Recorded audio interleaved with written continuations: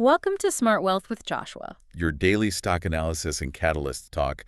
Today, we're looking at Unity software. If you find our talks useful, please consider subscribe, like, and comment underneath. And before we really get into it, just a quick reminder that we have a special 14-day trial link for StockOracle down in the description. Yeah, it's an AI-aided stock research platform. We use it all the time to sort of frame our discussions. Exactly. Just remember, it's not financial advice, right? Or, a trading signal service or a real-time market data feed. It's a research tool, and that link below is an affiliate link, meaning the channel may earn a commission at no extra cost to you. And, always verify important facts yourself. StockOracle's AI insights and their valuation estimates, they can be incomplete or sometimes just wrong. Yeah, definitely do your own homework. Okay, so I want you to imagine something. Picture yourself in a hot air balloon, right? Okay. And you suddenly realize you're losing altitude fast. Like the ground is just rushing up at you. Not ideal. No, not at all. So you panic and you start aggressively throwing things over the side, the sandbags, the heavy equipment, maybe even the passenger's luggage. Just ditching all the dead weight. Exactly. And because you shed all that weight so fast, the balloon doesn't just stop sinking. It suddenly shoots straight up into the stratosphere. Right. It creates this incredibly violent change in trajectory. Sure, you survived the crash, but now you're suddenly dealing with a totally different altitude and, totally new atmospheric pressures. Exactly. And that is pretty much a real-world version of exactly what's playing out with Unity software right now, trading under the ticker symbol U. Yeah, the price action has been wild. It really has. I mean, the stock just surged over 15% following this massive earnings beat. And really what we're trying to figure out today is this violent change in trajectory the start of a genuine long-term turnaround? Or is it just a temporary relief rally? A rally masking the structural damage underneath. Right, because if you just casually glanced at Unity's performance over the prior 12 months, the numbers from this recent August 6th report, they look almost impossible. The contrast is completely jarring. I mean, let's look at the actual Q2 2026 earnings they just reported. The analyst consensus, basically Wall Street's collective modeling predicted Unity would lose 9 cents per share. Okay, so a slight loss. Right. But instead, they reported positive adjusted earnings of 28 cents per share. 28 cents? Yeah. So that's what, a 450% beat against expectations? Exactly. It's massive. And it's a 55% jump compared to the same quarter last year. I mean, you don't just find a 450% beat lying in the couch cushions. How does a company pull off a surprise of that sheer magnitude? Well, it really comes down to the mechanics of software operating leverage. Okay, unpack that a bit. So in a traditional business, right, say manufacturing, if you want to sell 35% more physical goods, you have to buy more steel, hire more workers, run more trucks. Your costs go up right along with your sales. Exactly. But Unity builds digital tools. Once their core 3D engine is built and those fixed costs are paid for, the engineers and the server infrastructure, the cost to deliver that software to one additional subscriber is basically zero. Practically zero, yeah. So every new dollar coming in flows almost entirely to the bottom line. Got it. And we're seeing that in the top line revenue, right? The actual cash coming in the door hit $546.5 million for the quarter. Yeah, beating Wall Street's estimates by over $30 million. And what's crazy is management guided their Q3 expectations even higher. They're targeting $540 to $550 million. Which shows a lot of confidence. Mm-hmm. And when you look at the growth rates, Q2 revenue grew 35% year over year. But there's this one specific segment, their strategic growth segment, that shot up 49%. Wow, almost 50% growth in that one area. Yeah. And because of that operating leverage we just talked about, their adjusted EBITDA rose 65% to $138 million. That's huge.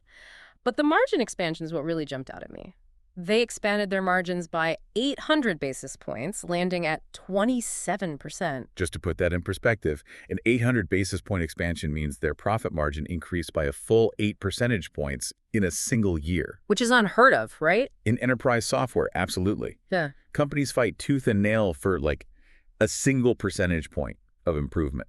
So squeezing out 8% requires fundamental structural changes to how the business operates. Okay, but I have to push back here for a second. Sure. A 450% EPS beat and 8% margin expansion sounds incredible in a vacuum. But looking at the trailing 12-month data, if we look at the whole year leading up to this point, their EPS is still deeply negative, like negative $1.57. Right. So how do we square this one shiny quarter with the reality that, over the last year, this company has been basically hemorrhaging cash? It's a fair question. But you're basically looking at two completely different versions of the company. Those trailing numbers reflect the heavy, bloated hot air balloon before they started throwing the luggage over the side. Okay, the pre-restructuring company. Exactly. It includes all those much weaker quarters and massive operating losses from the past. I mean, they had a $471 million operating loss in 2025 alone. Ouch. Yeah. So Q2 2026 is really an inflection point.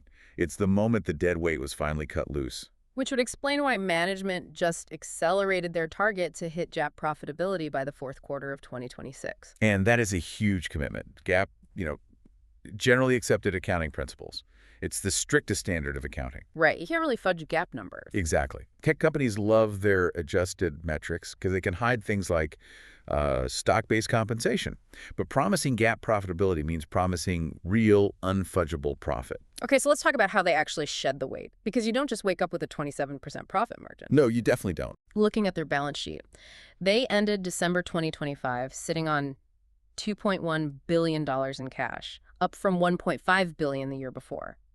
So they clearly had this massive liquidity cushion. Right. But instead of just spending it on wild expansion, they started making deep cuts. The strategy here is classic addition by subtraction. For years, the prevailing wisdom in tech was to build this end-to-end platform.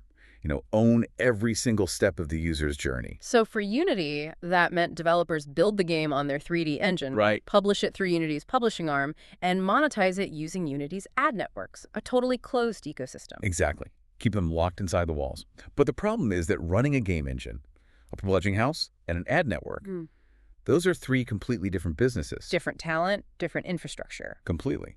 And by trying to do it all, Unity just became highly inefficient, so they completely reversed course. Yeah, they sunset their Iron Source ads network back in April 2026, just completely shut it down. And they're bringing in an advisor to divest their supersonic game publishing business, just selling it off entirely. They're abandoning the end-to-end dream to protect their core. By stripping away those lower-margin side projects, they're narrowing their focus strictly onto higher-quality revenue streams. Specifically, their Create Solutions and Grow Solutions segments. What makes that revenue higher quality, though? Predictability. The Create segment, that's the core 3D engine software, grows mostly through recurring subscriptions. And Wall Street loves subscriptions. They love it. It commands a much higher premium than volatile ad revenue because the cash flow is predictable. And within that Grow segment, the Unity Vector product now accounts for 56% of the revenue, growing at a really steady mid-teen sequential clip. It kind of reminds me of someone restoring a vintage sports car for the track. You rip out the AC, you tear out the heavy back seats, you pull the stereo system. Just gutting it. Yeah.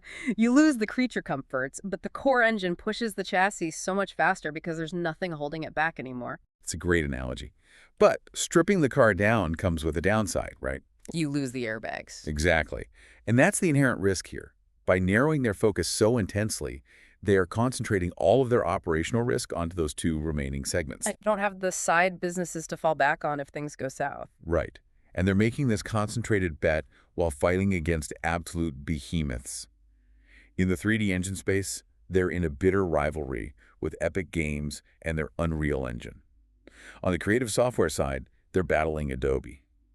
If Unity stumbles in their core software now, there is no safety net. Which brings us to a really fascinating dynamic with the technicals and how Wall Street is processing this. We know the strategy is improving margins on paper, but looking at the market psychology, on August 6th, after the earnings beat, the stock closed at $40.81, a 15% surge in one day. And the trading volume was massive, which usually indicates institutional money like hedge funds buying in heavily.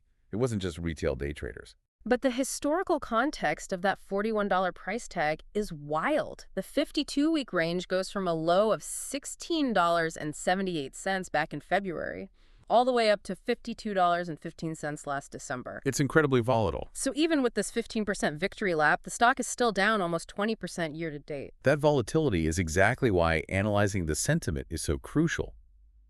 Overall, analyst sentiment is broadly a buy. You've got firms like BTI setting this really bullish price target of $51. Okay. But then you have UBS maintaining a neutral rating, raising their target, but only to $32. Right, and here's the crazy part. The current stock price is around $41, but the average consensus target among all these analysts is sitting somewhere between $35.45 and $36.04. Meaning the stock is trading significantly higher than what the average expert says it's actually worth. Exactly. So if you're a listener trying to build wealth, aren't you essentially paying tomorrow's prices today if you buy in now? Like you taking on all the execution risk of the turnaround but getting zero discount? It's a complex situation. When a stock price outruns the average analyst target by that much, you're usually looking at a temporary dislocation in the financial modeling. Like the analysts are just too slow to update their spreadsheets. Basically, yes. Yeah. Institutional analysts build these massive, complex models.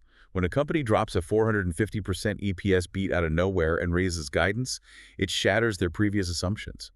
It takes time for these banks to run new numbers, clear compliance, and publish updated targets. So we'll probably see upgrades soon. Very likely, yeah. They have to catch up to the new reality. But if you buy in before those upgrades, you're taking a huge leap of faith. You're assuming they'll raise targets high enough to justify your $41 entry point. You're paying a heavy premium for a turnaround narrative that's still actively in progress. The risk-reward ratio is highly compressed. Which is the perfect pivot to the bear case. What happens if management trips on this tightrope before hitting GAAP profitability in Q4? Let's look at the valuation. Unity is trading at a price-to-sales ratio of 9.26. Meaning investors are willing to pay almost $10 today for every $1 of revenue the company simply brings in the door, regardless of whether that dollar is actually profitable. Right. And the forward PE, the price-to-earnings ratio, is even more extreme. It's sitting at 205.2. A forward PE of 205 is a tremendous burden of expectation. Explain why that's so dangerous. Well, the PE ratio tells you how much you're paying for $1 of the company's expected future profit. Paying $205 for a single dollar of future earnings means you aren't just betting they'll hit profitability. You're betting they're going to grow perfectly forever. Exactly. You're betting their profits will grow at an exponential, flawless rate for years just to justify that upfront premium. Yeah. The market has priced in absolute perfection. And this promise of perfection is coming from a company that lost $471 million last year. Right. If GAAP profitability is delayed beyond Q4, that valuation will likely collapse. There's another red flag that caught my eye too. Insider selling. Over the trailing 90 days, corporate insiders have net sold 109,446 shares. Yeah, that's always a tricky metric. I mean, if the turnaround is going so great, why are the insiders dumping over 100,000 shares? It definitely invites skepticism. But you have to look at the number of individuals executing the trades, not just the raw volume of shares. Okay, what's the breakdown? During that same 90-day window, there were actually more individual insider buyers, 8 people, compared to only 6 sellers. Okay, so maybe a couple of executives sold massive blocks for tax reasons, but more actual individuals were buying in. Exactly. The sentiment inside is mixed, not a coordinated rush for the exits. But your broader point on the risk stands. It's priced for perfection and highly volatile.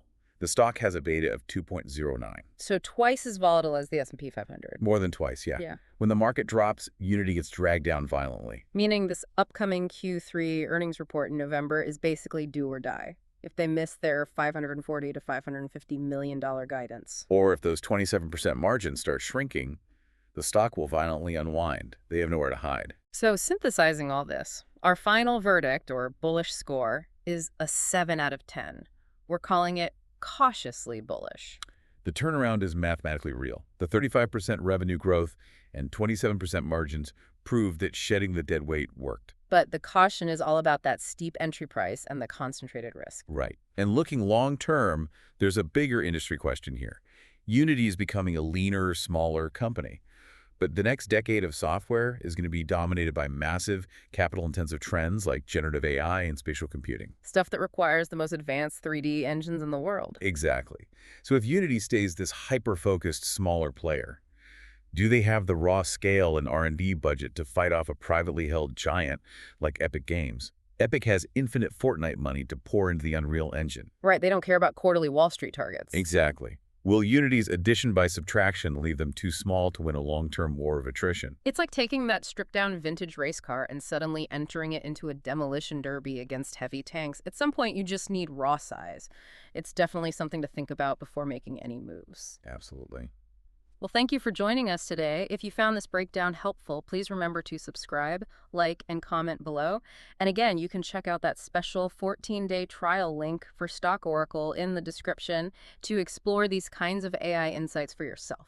We'll catch you next time on Smart Wealth with Joshua.